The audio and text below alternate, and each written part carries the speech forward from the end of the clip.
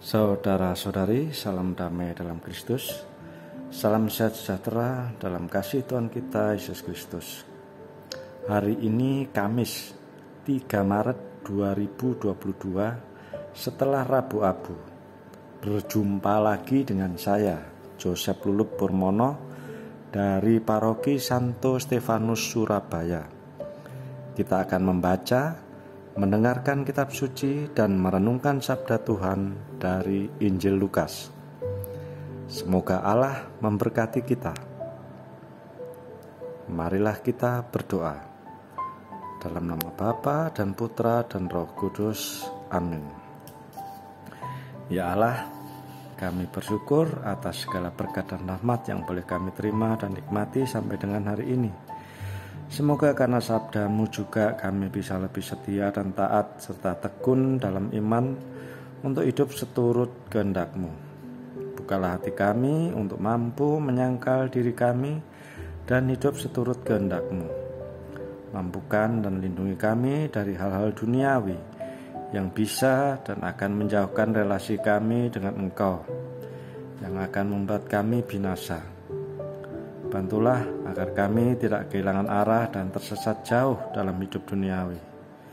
Kuatkan iman kami agar mampu menjaga diri kami dalam hidup rohani kami secara baik dan benar, supaya kami pantas menjadi murid dan pengikut-Mu.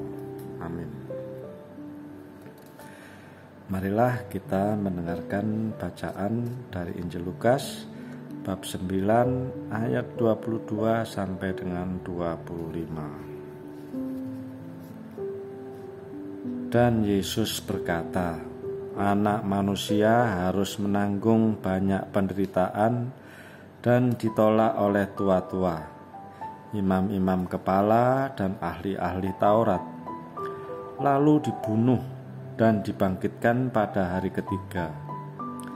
Katanya kepada mereka semua, setiap orang yang mau mengikut aku, ia harus menyangkal dirinya, memikul salibnya setiap hari, dan mengikut aku. Karena barang siapa mau menyelamatkan nyawanya, ia akan kehilangan nyawanya. Tetapi barang siapa kehilangan nyawanya karena aku, ia akan menyelamatkannya. Apa gunanya seorang memperoleh seluruh dunia, tetapi ia membinasakan atau merugikan dirinya sendiri? Demikianlah Injil Tuhan. Terpujilah Kristus. Marilah kita masuk dalam ruang hening untuk merenungkan sabda Tuhan yang baru saja kita dengarkan. Semoga Tuhan Yesus memberkati kita semua. Saudara-saudari yang terkasih dalam Kristus, Injil hari ini berbicara bagaimana menjadi murid Tuhan Yesus serta syarat-syarat menjadi pengikut Kristus. Yang pertama, menyangkal diri, melupakan kepentingannya sendiri, menyingkirkan kepentingan pribadi, mengarahkan hidup untuk kepentingan kerajaan Allah. Yang kedua, memikul salib Kristus, mati terhadap ambisi duniawi.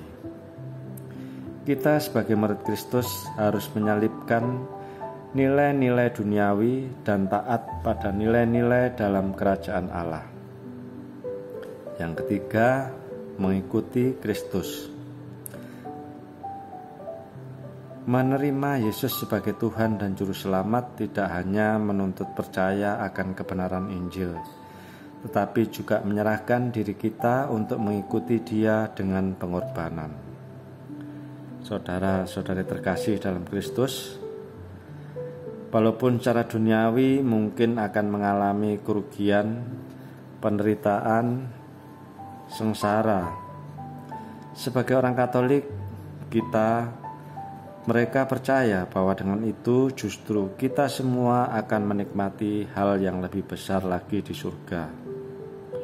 Bahkan jika dengan menjadi pengikut Kristus, kita atau mereka harus kehilangan nyawanya, itu pun bukan kerugian, Karena sudah tertulis tadi barusan kita dengar, barang siapa kehilangan nyawanya karena aku, ia akan menyelamatkannya. Saudara-saudari yang terkasih, untuk kesekian kalinya Yesus memberitakan kisah sengsaranya. Ia menyatakan diri bahwa akan ditolak, menanggung banyak derita hingga dibunuh dan bangkit pada hari yang ketiga. Banyak orang di antara kita memilih cara hidup dan tindakannya hanya mengikuti keinginan dan kemauan pribadi seenaknya sendiri, sehingga hidup bersama kacau balau, terjadi pertengkaran yang mengarah ke permusuhan atau perceraian pasangan suami istri.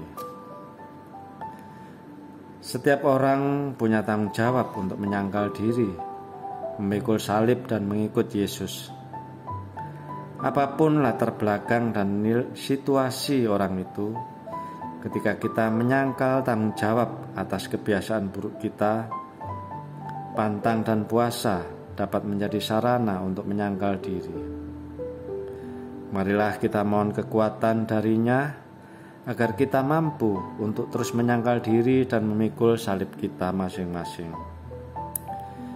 Kita diingatkan untuk menyangkal dan memikul salibnya setiap hari.